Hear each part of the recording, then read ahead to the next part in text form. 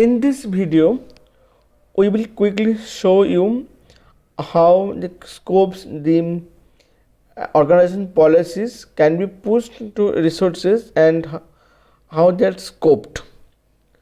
So first you will see at the top of the scope is management groups.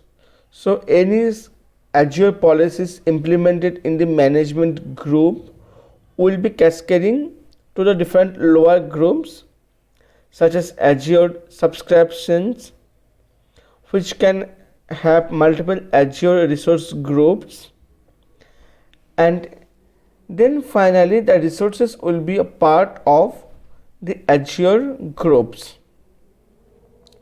And as I already told you, similar kind of resources which follow the similar life cycle would be put under same resource group.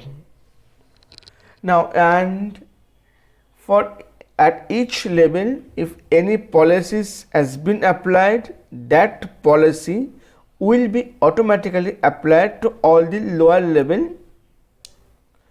of the resources. Say for example, if we have some policies set at the management group, those policies will be automatically implemented in Azure subscriptions, Azure resource groups, and finally to the resource sets.